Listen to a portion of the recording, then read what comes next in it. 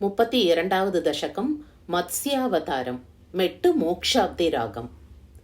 புரா ஹயக்ரீவ மகாசுரேன ஷஷ்டாந்தரான் தோத்யதகாண்டகல்பே நித்ரோன்முக பிரம்ம முகாத் ஹ்ருதேஷு வேதேஷ்வதித் சகில மத்ஸ்யரூபம் சத்யவ்ரதஸ்ய த்ரிமலாதிபர்த்துஹு நதி ஜலே தர்ಪಯತಸ್ತದಾನೀಂ कराञ्जलौ सञ्ज्वलिताकृतित्वम् अदृश्यता कश्चन बालमीनः क्षिप्तं जले त्वां चकितं विलोक्य निन्येऽम्बुपात्रेण मुनिस्वगेहं स्वल्पैरहोऽपि कलशीञ्च कूपं वापीं शरश्चानसिषे विभो त्वं योगप्रभावाद् भवदाज्ञयैव नीतस्ततस्त्वं मुनिना पयोधिं पृष्टो मुना कल्पदिदृक्षुमेनं सप्ताहमास्वेति वदन्नयासीः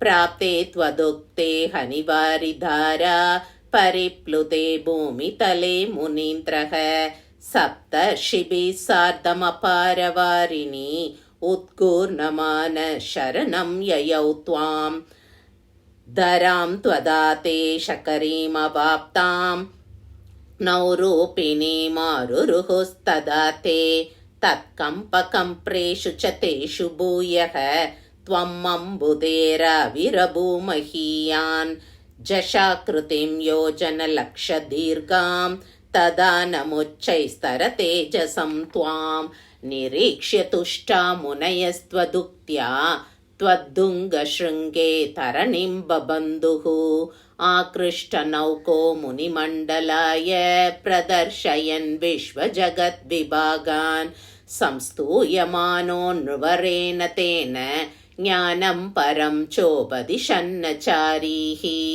कल्पावधौ सप्तमुनीन् पुरोवत् प्रस्ताप्य सत्यव्रतभूमिपं तं वैवस्वताख्यं मनुमाददानः क्रोधात् हयग्रीवमभिद्रुतो भूः स्वदुङ्गशृङ्गक्षतवक्षसं तं निपात्य दैत्यं निगमान् गृहीत्वा विरिञ्चये प्रीतहृदे ददानः प्रभञ्जनागारपते प्रपायाः. श्रीहरये नमः. सर्वत्र गोविन्दनाम संकीर्तनं गोविन्द गोविन्द.